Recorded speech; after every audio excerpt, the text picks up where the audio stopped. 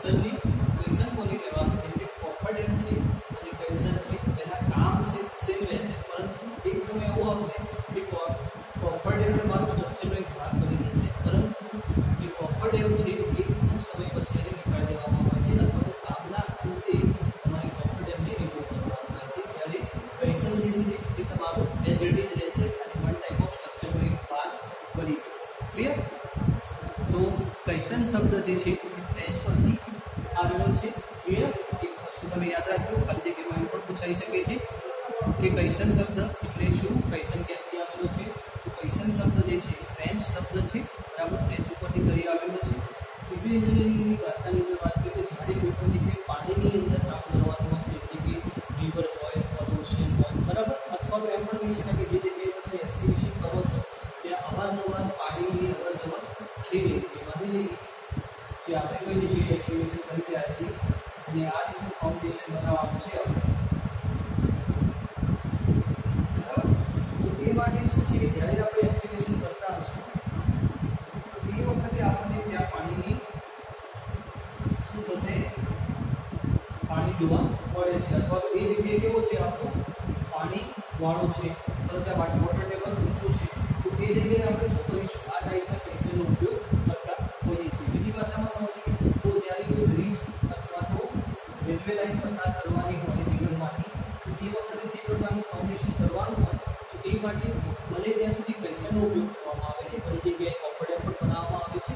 Depend on size, depend on vertical તમારે કેવું કરવાનું છે, સાઇઝ તમારી કેવી છે એના ઉપર આધાર રાખતું હોય છે ક્વેશ્ચન અને કોફર ડેમ. કામ સેમ છે, પરંતુ એક જે છે એ તમારું નીકળી જશે after complete your work, and જે એક ક્વેશ્ચન જે છે એ તમારું પરમેનન્ટ સ્ટ્રક્ચરનો ભાગ જ બની રહેશે. ક્લિયર? આ વસ્તુ તમારે યાદ રાખવાની રહેશે. ક્વેશ્ચન સ્ટ્રક્ચરનો એક ભાગ બની રહેશે. એથી આપણને શું થશે, ફાયદો થશે. શામાં? જે કન્સ્ટ્રક્શન કરી રહ્યા છે, જે પણ બિલ્ડિંગ અથવા તો જે પણ બ્રિજ બનાવી રહ્યા છે એના સ્ટ્રેન્થમાં આપણને ફાયદો થશે. એ વસ્તુ પણ આની અંદર કન્સિડર કરવામાં આવતી હોય છે. ક્વેશ્ચન હવે શાનો બનેલો હોય તો ક્વેશ્ચન નોર્મલી વાત કરીએ તો આરસીસી, પોલાદ, લાકડું કે વર્તન લોખંડમાંથી બનાવવામાં આવતો હોય છે, અને લાકડું પ્રમાણમાં મોંઘું હોવાથી તેમજ જે સાગનું લાકડું છે એ શક્ય હોય ત્યાં વાપરવું નહીં, બરાબર. આરસીસી ક્વેશ્ચન વજનમાં ખૂબ જ ભારે હોવાથી હેરફેર કરવા માટે મુશ્કેલી આવે છે, એટલે આપણે શું કરીશું, સ્ટીલના આપણે ક્વેશ્ચનનો ઉપયોગ કરીશું. આરસીસીમાં શું છે, એનું વજન વધારે હોય છે, સ્ટ્રેન્થ પણ વધારે હોય છે, પરંતુ એમાં વજન વધારે હોવાથી એક જગ્યાએથી બીજી જગ્યાએ લઈ જવામાં આપણને ટ્રાન્સપોર્ટેશન ખર્ચ પડશે, પ્લસ એમાં ટાઈમ પણ વધારે કન્ઝ્યુમ થશે. પેટર્ન છે કે આપણે સ્ટીલનો ઉપયોગ કરીશું તો આપણને સરળતા રહેશે. પોલાદનું ક્વેશ્ચન સૌથી વધારે યોગ્ય છે, બરાબર. પોલાદ ક્વેશ્ચન સામાન્ય રીતે ડબલ સ્કીનવાળા આવતા હોવાથી એના ઉપર કોઈ પણ જાતનું ફિક્શન અથવા તો એમ પણ કહી શકાય કે પોલાદમાં ડબલ લેયર આવતા હોવાથી એમાં કોન્ક્રીટ પણ આપણે ભરી શકીએ છીએ. ડબલ લેયર આવતા હોવાથી આપણે એની અંદર કોન્ક્રીટિંગ વર્ક પણ કરી શકીએ છીએ. ક્લિયર? આ વાત થઈ આપણી ક્વેશ્ચન. ક્લિયર? ક્વેશ્ચન શું હોય મેં તમને સમજાવ્યું. હવે વાત કરીશું આપણે યુઝ ઓફ ક્વેશ્ચન.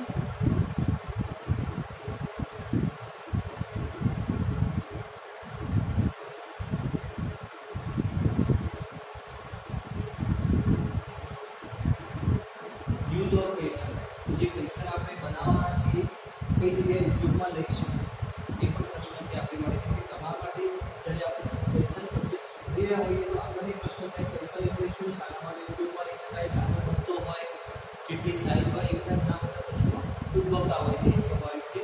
તો આપણે હાલ એના ઉપયોગ તરફ જઈશું. તો ઉપયોગની અંદર આપણને એમ કીધું છે કે થાંભલા અને પુલના કોલમ માટે આપણે શું કરીશું, આનો ઉપયોગ કરતા હોઈએ છીએ. પછી કીધું છે કે જો ક્વેશ્ચન એકબીજાની નજીક મૂકવામાં આવે તો માટીના ડેમ માટે અપારગમ્ય વોલ તરીકે કામ કરી શકે છે. કે જ્યારે બે ક્વેશ્ચન જોડે હોય તો એક અપારગમ્ય લેયરથી કામ કરી શકે છે. પછી છે કે ઊંડા શાફ્ટ કે ટનલની સુધી પહોંચવાનો માર્ગ બનાવવો હોય ત્યારે આપણે ક્વેશ્ચન ઉપયોગ કરીશું. પછી પછી છે પાણી નિયંત્રણ પંપ, યંત્રો મૂકવા માટે અથવા તો બંધારણીય જગ્યા ઊભી કરવા માટે પણ પ્રેશરનો ઉપયોગ થતો હોય છે. અને પાર્શ્વીય બળ સામે રક્ષણ આપવા માટે પણ લેટરલ ફોર્સ સામે રક્ષણ આપવા માટે પણ આપણે પ્રેશરનો ઉપયોગ કરતા હોઈએ છીએ. તો આ વાત થઈ આપણી યુઝ ઓફ પ્રેશર. બીજા ઘણા બધા પણ ઉપયોગો થતા હોય છે, પણ જે આ ઉપયોગ છે એવા બધા ઉપયોગો આપણે આવરી લેતા હોય છે. પછી એવું નથી કે બ્રિજ બનાવવા માટે, ડેમ બનાવવા માટે, પુલ બનાવવા માટે એવું અલગ સ્પેસિફિકેશન આપવાની જરૂર નથી. જે વાત કરી એમાં જ બધા પોઈન્ટ આવી જાય છે. હવે આપણે કીધું છે કે કૈસર અને કોફર ડેમનો શું ફરક, બરાબર? ડિફરન્ટ કીધો કે different between caisson and coffer dam. કૈસરમાં શું હોય છે, કોફર ડેમમાં શું હોય છે? તો કૈસરમાં કઈ કઈ વસ્તુ હોય છે, કોફર ડેમમાં શું નથી હોતું? બેમાંથી બેસ્ટ કરો, કઈ પરિસ્થિતિમાં આપણે આનો ઉપયોગ કરીશું એ વસ્તુ હવે જોઈશું આપણે.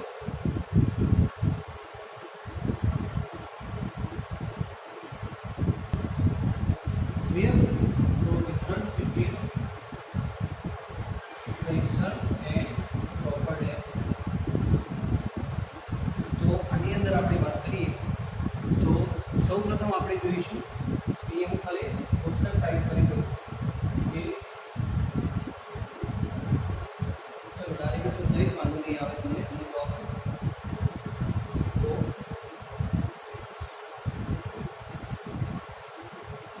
કોફર ડેમ અને જે પછી આવો કૈસર, બરાબર?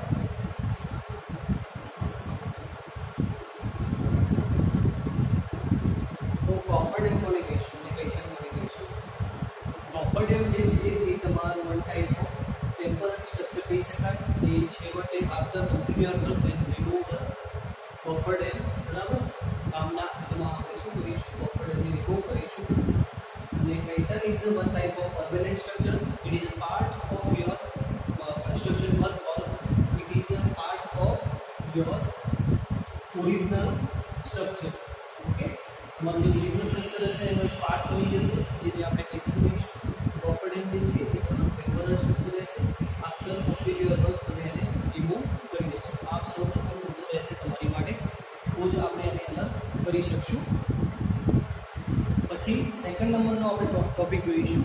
તો એની અંદર એમ કીધું છે કે નદીમાં જ્યારે પાણી ઊંડું હોય, પાણીનો પ્રવાહ વધુ હોય, બરાબર, અને જ્યારે કોફર ડેમ બની શકે એવું ના હોય ત્યારે આપણે કૈસરનો ઉપયોગ કરીશું. કે જ્યારે પાણીની ડેપ્થ જે છે એ હોય, પાણી વમળવાળું હોય એટલે સતત પાણીની અવર જવર થતી હોય, અથવા તો પાણી બહુ તોફાની હોય, એ સમયે આપણે શું કરીશું? કૈસરનો ઉપયોગ કરીશું.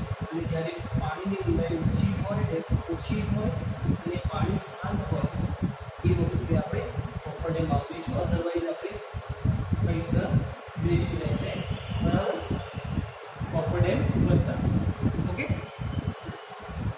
પછી આપણને એમ કીધું છે કે કૈસરને એક કાયમી બાંધકામ છે જે છેવટે પાયો બની જાય છે. મેં તમને કીધું અને કોફર ડેમ જે છે ટેમ્પરરી સ્ટ્રક્ચર છે, પછી એને રિમૂવ કરી દેવામાં આવે છે. ઓકે, પછી આપણે જોઈએ કે કૈસરને જ્યાં નદીના પટ ઉતારવાનો હોય ત્યાં કૈસરની અંદર અને નીચે ખોદાણ કામ કરવામાં આવે છે, અને છેવટે ખોદાણ કરતા જઈને કૈસરને વધારે ઊંડું ઉતારવામાં આવે છે, બરાબર? કૈસરને વધારે ડેપ્થ સુધી કામ કરવાનું હોય. છોટ એમ પણ કહી શકાય કે કૈસરને વધારે ડેપ્થ સુધી કામ કરવાનું હોય તો કૈસરને ઉપયોગમાં લઈ શકાય છે, કેમ કે એને આપણે રિમૂવ કરવાનો નથી. એટલે સ્વાભાવિક છે કે વન ટાઈપ ઓફ આપણું સ્ટ્રક્ચર બનવાનું છે, સ્ટ્રક્ચરનો ભાગ બનવાનો છે, ફાઉન્ડેશન બનવાનું છે. તો એને આપણે બને ત્યાં સુધી વધારે ડીપ કરીશું તો પણ વાંધો નહીં આવે. પણ જ્યારે કોફર ડેમ છે એની જે ડેપ્થ હોય છે ઓછી રાખવામાં આવે છે એઝ કમ્પેર ટુ કૈસર. ક્લિયર? પછી કીધું છે કે જ્યારે પાયાના કામનો વિસ્તાર નાનો હોય અને પાણીની ઊંડાઈ વધારે હોય ત્યારે કૈસરનો ઉપયોગ કરીશું. ઓકે, આ વસ્તુ આપણા માટે મેન રહેશે કે પાયાનો કામનો વિસ્તાર નાનો હોય, આપણું આ અંતર x રહેશે અને આ y રહેશે, બરાબર? જ્યારે પાયાનો કામનો વિસ્તાર પહોળો હોય અને ઊંડાઈ ઓછી હોય ત્યારે આપણે શાનો ઉપયોગ કરીશું? Coffer dam. બરાબર. એક્સ વાય જે છે મેજરમેન્ટ બતાવવા માટે ખાલી તમને દર્શાવ્યું છે કે એક્સ એટલે કે ની પહોળાઈ ઓછી હશે, ઊંડાઈ વધારે હશે, અને કોફર ડેમમાં પહોળાઈ વધારે હશે, ઊંડાઈ ઓછી હશે. એટલે કે સેલો ફાઉન્ડેશન અને ડીપ ફાઉન્ડેશનમાં આપણે જે કામ કરતા હતા વન ટાઈપ આનું કામ પણ એ રીતે રહેશે. ક્લિયર? પછી આગળ વાત કરીએ કે જ્યારે કોફર ડેમ સરળતાપૂર્વક થઈ શકે તેમ ન હોય ત્યારે આપણે પ્રેશરનો ઉપયોગ કરીશું. કોફર ડેમ સરળતાથી થઈ ના શકે ત્યાં પ્રેશરનો ઉપયોગ કરીશું. અને જ્યાં પાણીની માટી અપારગમ્ય હોય અને ઘેરાયેલ વિસ્તારમાંથી પાણીનું ડીવોટરિંગ સરળતાપૂર્વક કરવાનું હોય ત્યારે આપણે કોફર ડેમનો ઉપયોગ કરીશું. એટલે કે ઓછા પાણીનો બલ્ક હોય, જતો હોય તે વખતે આપણે કોફર ડેમ એટલે કે કોફર ડેમ ના ચાલી શકે બરાબર ત્યાં આપણે પ્રેશરનો ઉપયોગ કરીશું. પછી નેક્સ્ટ ટોપિક જોઈએ કે જ્યાં પાઇલમાં જમીનમાં બોલ્ડર અથવા તો સીટ પાઇલ ઉતારવાનું શક્ય ન હોય ત્યાં પ્રેશરનો ઉપયોગ. બોલ્ડર એટલે કે બંને અલગ અલગ પાઇપ ગ્રાઉન્ડની અંદર એડ કરી છે, પણ આ ડિટેલના કારણે શું થશે કે તમારી પાઇપ ગ્રાઉન્ડની અંદર એડ નહીં થાય. તો એ વખતે શું કરીશું? આપણે પ્રેશરનો ઉપયોગ કરીશું. એ વખતે એવા ગ્રાઉન્ડ ઉપર એવી સોઇલ ઉપર આપણે પ્રેશર બનાવીશું. અને કોફર ડેમમાં શું કીધું છે કે જ્યારે જમીનમાં સીટ પાઇલ ઉતરવા સરળતાથી ઉતારી શકાય તો એ વખતે આપણે કોફર ડેમનો ઉપયોગ કરીશું. પછી લાસ્ટમાં કીધું છે કે ભારે પાયાના કામો જે પાણીના લેવલથી 12 મીટર ટુ 15 મીટરની ઊંડાઈએ મૂકવાના હોય ત્યાં આપણે પ્રેશરનો ઉપયોગ કરી શકીએ છીએ. કેટલા? 12 મીટર ટુ 15 મીટર એટલે કે 12 મીટર ટુ 15 મીટર ડેપ્થ સુધી કામ કરવાનું હોય તો એ પ્રેશરનો ઉપયોગ કરીશું. અદરવાઇઝ આપણે કોફર ડેમનો ઉપયોગ કરીશું. અથવા તો એમ પણ કહી શકાય ઓછી ઊંડાઈ માટે આપણે કોફર ડેમનો ઉપયોગ કરીશું. મેં અહીંયા ખાલી તમને સમજાવવા માટે લખ્યું છે. તમારે તો જે એઝ તમને આપેલું છે એ રીતે તમારે લખવાનું રહેશે. ક્લિયર? તો આ એક વખત ફરીથી રિવિઝન કરી દઈશું. પછી આપણે જો ટાઈમ રહેશે તો આગળ જોઈશું. તો એ પહેલાં આપણે કૈસનના બાંધકામ માટે વપરાતી મટીરિયલ જોઈ લઈશું. તો જેની અંદર અલગ અલગ મટીરિયલ છે જેવા કે સ્ટીલ, ટિમ્બર, આરસીસી અને સીઆઈ. તો અહીંયા આપણે મટીરિયલ ઓફ કૈસન જોઈ લીધું છે કે કયા કયા પ્રકારનું આપણે જોવા મળતું. તો સ્ટીલ, ટિમ્બર, આરસીસી અને સીઆઈ આ પ્રકારે આપણને કૈસનમાં અલગ અલગ મટીરિયલનો ઉપયોગ કરતા હોઈએ છીએ. તો સ્ટીલની અંદર વાત કરીશું, પછી આપણે ટિમ્બરની અંદર, પછી આરસીસીની અંદર અને સીઆઈની અંદર. ક્લિયર? તો સૌ પ્રથમ આપણે સ્ટીલની વાત કરીશું. તો આપણે એટલું જાણીએ છીએ કે સ્ટીલ છે એની કોરોઝન ઓછું થાય.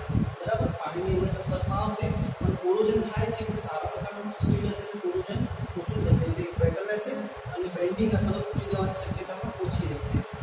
ટિમ્બરની વાત કરીએ તો ટિમ્બર જે છે કે આમ આપણને સસ્તું પડશે પણ તૂટી જવાની શક્યતા આપણને વધારે રહેશે. આરસીસી છે એ વજનમાં વધારે અને કોસ્ટલી પડશે બનાવતી વખતે. અને સીઆઈમાં પણ એવી પછી કોરોઝનની શક્યતા તમારે વધી જશે. તો અલગ અલગ મટીરિયલ પ્રમાણે અલગ અલગ વસ્તુ આપણને અહીં આપેલી છે. તો આપણે જોઈશું કે સ્ટીલ. તો સ્ટીલમાં શું કીધું છે કે સ્ટીલ એ કૈસરના બાંધકામ માટે સૌથી વધારે અનુકૂળ છે. બરાબર? મેં તમને કીધું એ પ્રમાણે સૌથી બેસ્ટ હોય તો સ્ટીલનો આપણે ઉપયોગ કરતા હોઈએ છીએ. તેમાં સામાન્ય રીતે સ્ટીલને બે પાતળી પ્લેટો વચ્ચે સિમેન્ટ કોન્ક્રીટ કરવામાં આવે છે. એટલે કે આરસીસીનું જે કામ છે એમાંથી સીસી જે છે એ આપણે આની અંદર એડ કરી નાખીશું. એટલે કે સિમેન્ટ કોન્ક્રીટ જે છે આપણે આની અંદર એડ કરવાથી મજબૂતી સારી એવી મળી જશે. પછી આવશે શરૂઆતના વર્ષોમાં બીજો ટોપિક પણ આપણને આમાં આપેલું છે કે તેમાં સામાન્ય રીતે સ્ટીલને બે પાતળી પ્લેટો વચ્ચે સિમેન્ટ ભરી અને મેં તમને કીધું એ પ્રમાણે. પણ આ જે સેન્ટેન્સ જે જોવા મળે છે એ ડબલ લેયર જે સ્ટીલ કેસન હોય એમાં જ થશે, સિંગલ લેયરમાં નહીં થાય. બરાબર? એ તમારે થોડું ધ્યાન રાખવું પડશે. સેકન્ડ વાત કરીશું કે ટિમ્બર. તો ટિમ્બર શરૂઆતમાં આપણને કૈસન માટે વાપરવાનું લાકડું શું છે કે સસ્તું પડશે પરંતુ લાકડાના જથ્થાને આગ લાગી શકે છે. જ્યારે બલ્કમાં કામ કરતા હશે ત્યારે આગ લાગી શકે છે. પાણીના સંપર્કમાં આવવાથી એ ડેમેજ થઈ શકે છે અથવા તો વધારે લોડ લાગવાથી ડેમેજ થઈ શકે છે.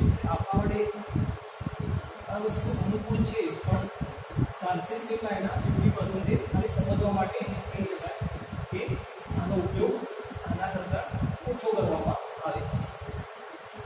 પછી આવશે કે આરસીસી તો આપણને ખબર છે કે રિન્ફોર્સમેન્ટ સિમેન્ટ કોન્ક્રીટ. તો આરસીસી કહેશનને નીચે શું લગાડેલી હોય છે? શું એટલે શું કે આડીદાર બાર હોય તો કહેશનના નીચેના ભાગની અંદર ગ્રાઉન્ડની અંદર ઇઝીલી એડ થઈ શકશે. તો એ માટે શું લગાડેલી હોય છે? શામાં? આરસીસી આપણું જે કહેશન છે એની અંદર. ક્લિયર? તો જ ગ્રાઉન્ડની અંદર એડ થશે.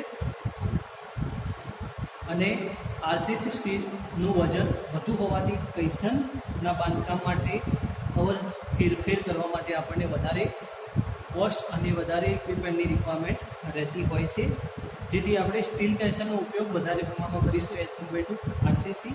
અને સીઆઈની વાત કરીએ હવે. સીઆઈ એટલે કે કાસ્ટ આયર્ન. કાસ્ટ આયર્નની અંદર આપણને એમ કીધું છે કે ઓપનવેર ટાઈપ કહેશનના બાંધકામ માટે આપણે જે કાસ્ટ આયર્ન છે એ વધારે અનુકૂળ છે.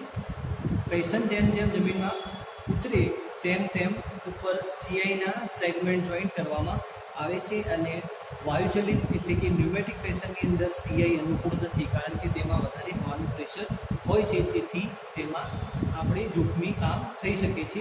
સ્ટીલ અને આરસીસી કહેશન કરતાં સીઆઈનું કહેશનનો ખર્ચ વધારે આપતું હોય છે. ક્લિયર? સીઆઈ જે છે એને આપણે રિક્વાયરમેન્ટ પ્રમાણે માની લઈએ કે આપણને 5 મીટર મેટરની રિક્વાયરમેન્ટ હતી હોય, પછી સાઈડ ઉપર એમ ખબર પડી કે આપણે વધારે જોઈએ છે તો આપણે એક રીતે પેમેન્ટ કરી શકીએ છીએ. ક્લિયર? સીઆઈની અંદર આ વસ્તુ તમને કીધી છે.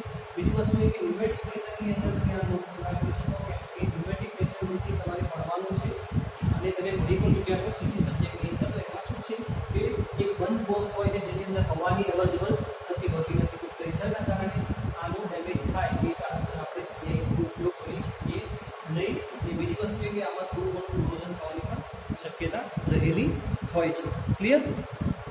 તો આજે આપણે અહીં સુધી રાખીશું, પરંતુ એક વખત ફરી રિવિઝન કરી લઈશું કે આજે શું શું આપણે જોયું. અને આજનો ક્વેશ્ચન તમારો રહેશે કે તમારે શું લખવાનું કે different between caisson and coffer dam, okay, અને યુઝ ઓફ કહેશન. આ બે ક્વેશ્ચન તમારે રહેશે, તમારે લખીને મોકલવાના રહેશે મને. યુઝ ઓફ કહેશન અને ડિફરન્સ બિટવીન કહેશન અને કોફર ડેમ. તો કહેશન કોને કહેવાશે? કહેશન ફેન્સ શબ્દ છે, બરાબર. કહેશન વન ટાઈપ ઓફ આપણું શું છે કે એક એવો કમ્પોનન્ટ છે કે જે આપણો સ્ટ્રક્ચરનો ભાગ બની જતો હોય છે. પછી એના આપણે ઉપયોગોની વાત કરીએ તો અલગ અલગ જગ્યાએ આપણે એનો ઉપયોગ કરીએ છીએ. ફૂડના કામમાં, બિલ્ડિંગના કામમાં, બરાબર. જ્યાં વધારે લોડ આવતો હોય ત્યાં, અથવા તો વધારે સોફ્ટ ગ્રાઉન્ડ હોય જ્યાં વધારે ઊંડાઈનું કામ કરવાનું હોય, એવા અલગ અલગ વિવિધ જગ્યાએ આપણે કહેશનનો ઉપયોગ કરતા હોઈએ છીએ. ડિફરન્સની વાત કરીએ તો ડિફરન્સમાં શું હતું કે ડિફરન્સમાં કહેશન અને કોફર ડેમનો ડિફરન્સ હતો, પરંતુ આપણે શું જોયું? ડિફરન્સ તો હતો પણ એની સાથે સાથે એ પણ સમજ્યા કે કઈ જગ્યાએ કોફર ડેમ વપરાતો ના હોય તો એ જગ્યાએ આપણે કહેશનનો ઉપયોગ કરી શકીએ.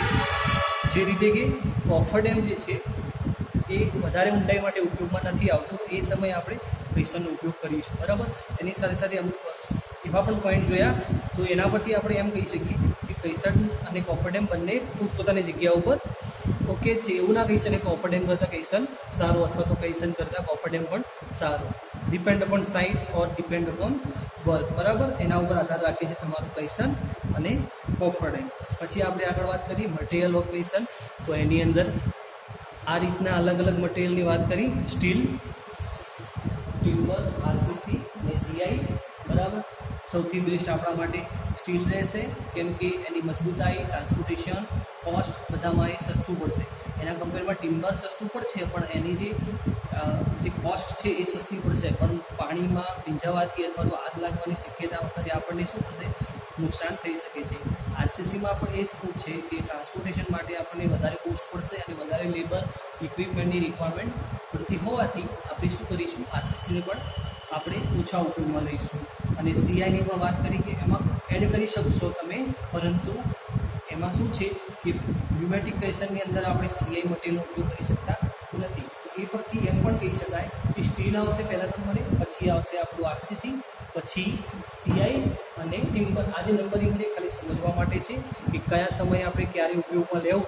તો ડિપેન્ડ અપોન સાઇઝ મેં તમને કીધું એ પ્રમાણે કે જે જગ્યાએ ઓછો લોડ આવે છે તો તમે ટિમ્બરનો પણ ઉપયોગ કરી શકો છો, સીઆઈનો પણ ઉપયોગ કરી શકો છો, એવું કશું નથી. પરંતુ વેરી હાઈ પ્રેશર અને હાઈ લોડના કારણે કઈ આપણે ક્વેશ્ચનનો ઉપયોગ કરવો તો નંબર 1 સ્ટીલ રહેશે, પછી આરસીસી, પછી સીઆઈ અને પછી ટીમ વર્ક. ક્લિયર? તો આજના લેક્ચરમાં આપણે એ સુધી રાખીશું. ક્વેશ્ચન તમને મળી ગયા છે. Okay, thank you.